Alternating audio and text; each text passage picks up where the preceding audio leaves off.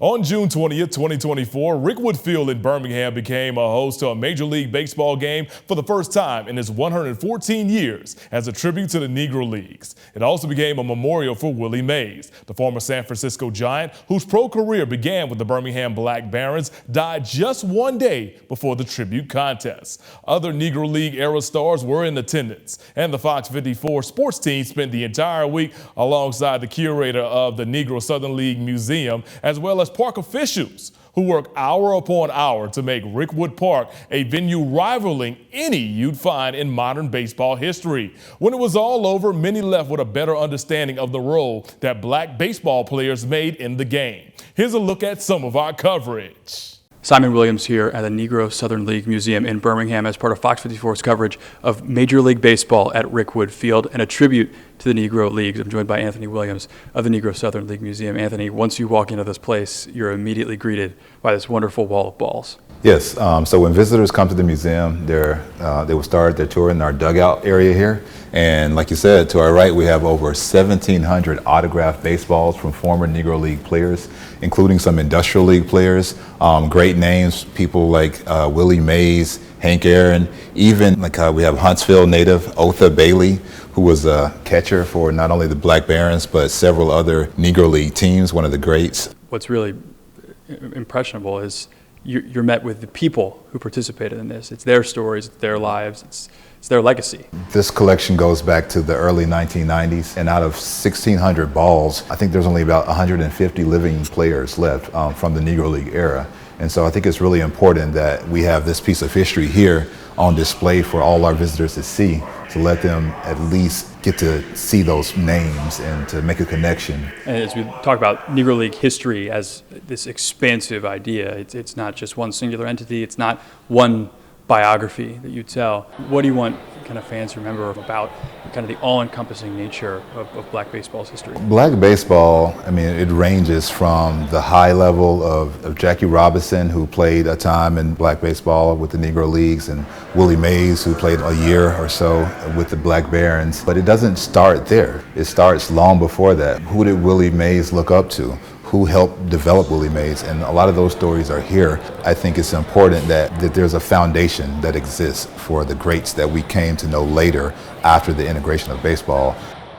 Awesome, Anthony. Thank you so much. We're here with Anthony Williams, and he is taking us right through History Hall. And over here on our right, Anthony, we have a jersey from the Huntsville Stars. Of course, folks in North Alabama know all about the Rocket City Trash Pennants, but their baseball history in North Alabama actually goes a lot further back. Yes, the Huntsville Stars were considered a minor league Negro League team, and we have a nearly complete uniform from them, and they were the pride of Negro League baseball in Huntsville. A lot of the players that played for Huntsville Stars went on to play with the Birmingham Black Barons, players like Otha Bailey, Carl Holden, Eugene Scruggs, and it was, around the time of the late 40s and the early 50s, around the integration of baseball. And for those players, they all had that kind of hope that maybe they too could get a part of that major league success. And so teams like the Huntsville Stars were instrumental as far as developing black baseball players and allowing them to have a place to try to have somewhat of a career in baseball. I think it's really important that you mentioned that these guys who are playing for the Stars, who are playing for teams throughout the various Negro Leagues, they were also just hoping for the chance to shine one day.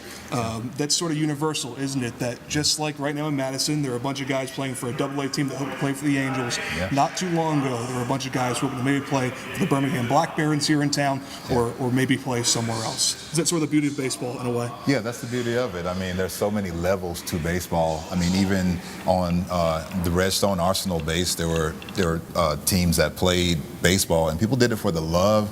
But of course, at that time, with Jackie Robinson integrating the league, there's that hope that maybe you could do a little bit more.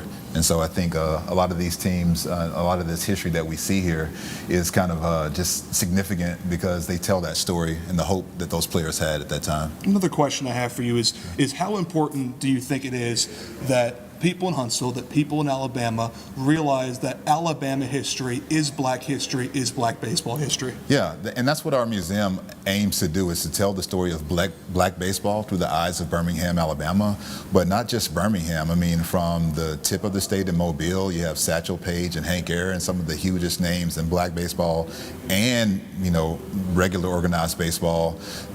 They were right from this area, from our state. And so our museum is very important as we tell that story and try to preserve that history and make it available to the public. The 1930s and the 1940s were definitely the height of the Negro Leagues, thanks to a guy named Jackie Robinson. Eventually, he breaks the color barrier in Major League Baseball, but that was an important turn for so many different portions of baseball, including the Negro Leagues. Jackie Robinson was, of course, one of these special athletes who was just, he was prime for the time. And while his integration of baseball was a huge step forward for all the hard work that these players had put in over the years, it also signified a demise of the Negro Leagues, because at that time, all the players started setting their sights on getting out of the Negro League so they could get a piece of that big pie. And so that's what we kind of tell the story of here in our museum. We start with Jackie Robinson and just talk about who he was as a three-sport athlete, him signing with the Dodgers, the visionary Branch Rickey, and who just knew that it was the right time to make that leap into integration. And there was actually plans to sign more players, but they wanted to kind of do it at a pace that would be safe and be accepted. And so that's why Jackie Robinson's story was so important. Now, of course, integration in general in the South, especially like a state like Alabama, it was a slow-moving process. And even with the Birmingham Black Barons, it took them a while to actually make it happen, too. We talk about the integration of Birmingham black baseball, which actually took 17 years after the integration of baseball on the MLB level. We talk about some of the civil rights histories, the 16th Street bombing, of course, and all of these events that were pivotal around this time, and just the idea that even though baseball had been integrated on a national level, it was still illegal in Birmingham for black and white players to play together. Jackie Robinson brought his barnstorming team down to Rickwood Field, I think about 1953, only 5 years after the integration, and they weren't allowed to play. Jackie Robinson had 3 white players on his all-star team, and they weren't allowed to play unless those 3 white players sat out. And so I think it's really important that people realize that, this history did not come easily, and that the success that the MLB now enjoys of being able to have people of all colors and all races participate, it was hard fought. It was hard fought. And so we talk about that here in our museum. '64 was when the Barons finally were integrated. They had a new owner, and Charles Finley, and they actually changed to the Birmingham A's at that time, as you can see by the yellow and green uniforms that's still in Oakland today with the Oakland A's. We really try to tell this story because it's important that people really realize how long and how hard these players fought in order to make it to another level of baseball.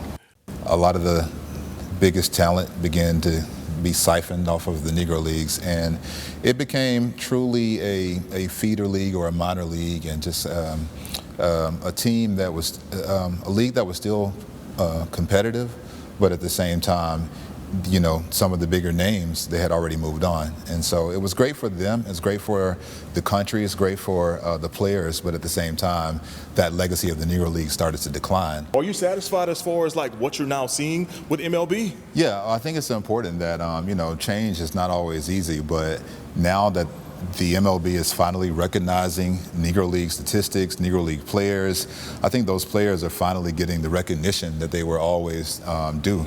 And I think that a lot of these players that we see, Frank Thomas and Reggie Jackson, they couldn't have been in those positions without those forebears, without those pioneers who just played for the love of the game. We know that the Negro League had some of the best athletes, but there was a guy named Vincent Bo Jackson, who's by far one of the best and greatest athletes, not only in the state, but across the board. Yeah. How well do you think he could have done in the Negro Leagues against the talented folks that some folks don't talk about? I think Bo Jackson definitely would have been on the level of like a Josh Gibson. I think one of the Negro League players said that they've only heard the sound of the bat crack the way it did when they heard Josh Gibson hit it and when they heard Bo Jackson hit it, and then I think maybe when they heard Babe Ruth hit it. And there was a certain type of athlete, I think, that's from this area that's just naturally gifted. I think even Willie Mays was like that. I think if you hear the stories of Willie Mays being told, baseball was his third best sport. And he just happened to be naturally good at it. He got identified early as a great baseball player, but he was just as gifted in football, just as gifted in basketball. And so I think people like Bo Jackson are just special, and it's just special that they happen to be from this area. And he definitely would have been on that level of I think a Babe Ruth or a Josh Gibson, especially if he had played a little longer. I think in the major leagues. Mr. Anthony Williams from the Negro Southern League Museum here in the city of Birmingham as we get ready for this year's MLB at Rickwood game. Of course, we've been showcasing and profiling some of the best that the Negro League has had to offer throughout the years. That'll wrap up our Negro League tribute coverage.